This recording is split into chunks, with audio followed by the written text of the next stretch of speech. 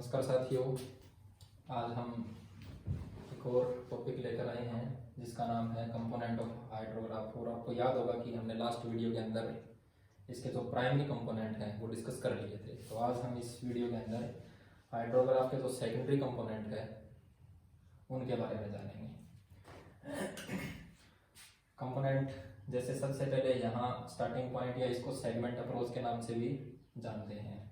दूसरा जो इसका कंपोनेंट है वो है पीक पॉइंट। थर्ड जो है वो बेस फ्लो।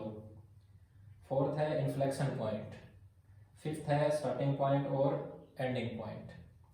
नेक्स्ट आपका पीक टाइम और लास्ट आपका ग्राउंड वाटर डिप्लेशन। इनको हम एक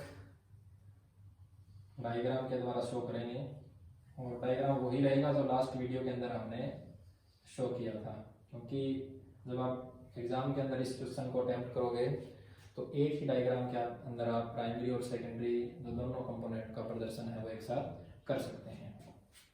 तो लास्ट वीडियो में हमने जो चीज़ दिखाई थी, इसमें ये जो आपका हॉरिजॉन्टल जो लाइन है ये टाइम को शो कर रही है और ये जो वर्टिकल लाइन है ये आपकी डिस्चार्ज दिखा रही है, डिस्चार्ज ऑफ वाटर। ठीक है। अब एक चीज और हमने इसके अंदर पिछली वीडियो में देखी होगी, आपने बना रखी थी, ये आपका बेस फ्लो है। ये जो कंपोनेंट हमने यहाँ लिखा है बेस फ्लो की, कोई रिवर अपना जो धारा की जो प्रवाह है वो नियमित रूप से इस लेवल तक बहती है, उस बहते हुए जल के इस लेवल को ही बेस फ्लो के नाम से जाना जाता है। तो अब इन कंपोनेंट को हम बारी बारी से इस आरेख के द्वारा जानेंगे। तो सबसे पहले आपका जो अप्रोच दी गई है उसका नाम है सेगमेंट अप्रोच या फिर स्टार्टिंग पॉइंट। ये ए पॉइंट है और ये पॉइंट आपका एस पॉइंट है। ऐसे कर्व हमने लास्ट वीडियो के अंदर बनाया था। जैसा कि आपको पता है कि इस एस पॉइंट से इस पॉइंट तक को हम ब्रिजिंग लिंक के नाम से या फिर आरोही खंड के नाम से जानते हैं, लेकिन उससे पहले हमें ये सेकेंडरी पार्ट जानना है।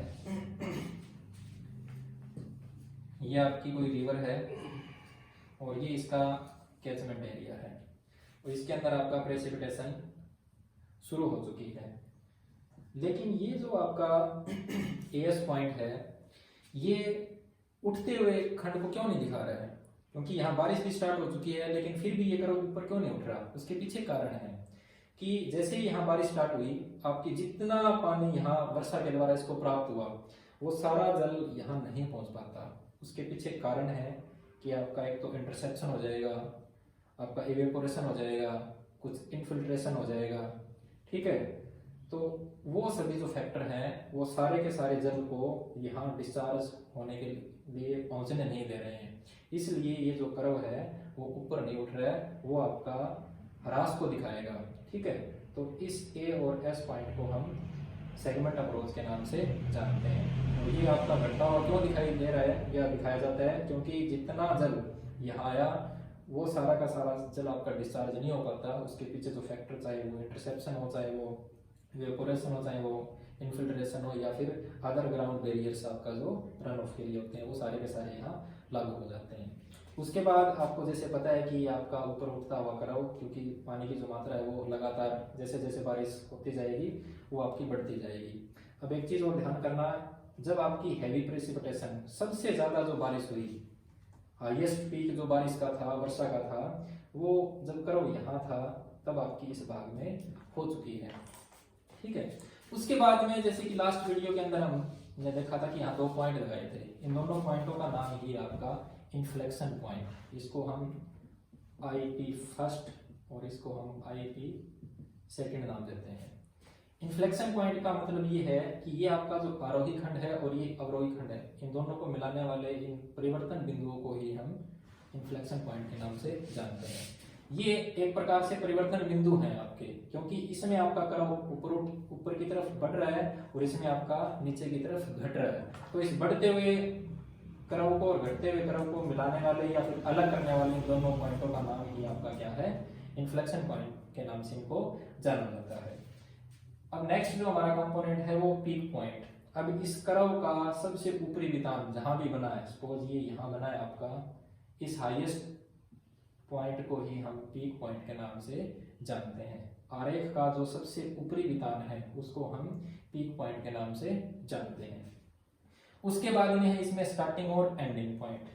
अब इस इन्फ्लेक्शन पॉइंट 2 से इस बेस फ्लो तक, जैसे हमने लास्ट वीडियो में डिस्कस कर लिया कि इसको हम फॉलिंग लिंब के नाम से जानते हैं, तो ये जो पॉइंट है आपका, इसको हम स्टार्टिंग पॉइंट बोलते हैं। और इस बेस फ्लो से या बेस फ्लो की इस पॉइंट तक जो कर्व बना है इसको हम एंडिंग पॉइंट के नाम से जानते हैं। या फिर सीधा सीधा आप ये कह सकते हो कि जहां से आपका आरेख बनना स्टार्ट होता है उसको हम स्टार्टिंग पॉइंट, और जहां आपका आरेख बन या ये जो कर्व समाप्त होता है उसको हम एंडिंग पॉइंट के नाम से जानते हैं। नेक्स्ट जो इसमें आपका कंपोनेंट दिया गया है वो है टीपी।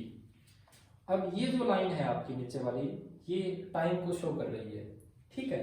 इसमें ये जो वर्ड लिखा है वो है पीक, जो यहाँ हमने दिखाया है, और दूसरा है टाइम। अब इस पीक को बनने में कितना टाइम लगा,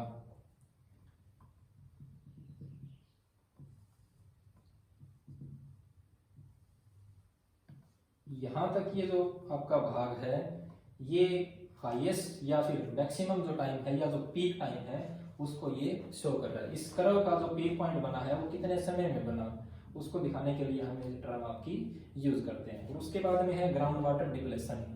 ये बेस फ्लो जैसा कि हमने पहले भी पढ़ा है। अब इससे नीचे भी आपका ये जो आपका जल का प्रवाह हो गया, उसके पीछे कारण क्या है कि यहाँ जो प्रेसिपिटेशन जो स्टार्टिंग में स्टार्ट हुई उसके बाद आपकी मैक्सिमम अमाउंट तक पहुंची, उसके बाद इसका जो अमाउंट है वो धीरे धीरे कम हो गया। तो एक टाइम ऐसा आएगा कि आपका जो बेस फ्लो है वो उससे भी नीचे आपका जो प्रवाह है वो गिर जाएगा, जिसको हम ग्राउंड वाटर डिप्लेशन के नाम से जानते हैं। अब इसमें एक और चीज रह गई आपकी कि आपका जब मैक्सिमम प्रेसिपिटेशन इस कैचमेंट एरिया के अंदर हुई थी तब आपका कर्व यहाँ था, लेकिन उस टाइम हमारा पीक पॉइंट नहीं बना। उसके पीछे कारण क्या है? वैसे तो नॉर्मली हम देखते हैं या समझें कि जब आपका हैवी प्रेसिपिटेशन इस भाग में हुई है तब आपका पीक पॉइंट क्यों नहीं बना। इस चीज को देखिए कि ये बहुत बड़ा आपका कैचमेंट एरिया किसी भी रिवर का या स्ट्रीम का।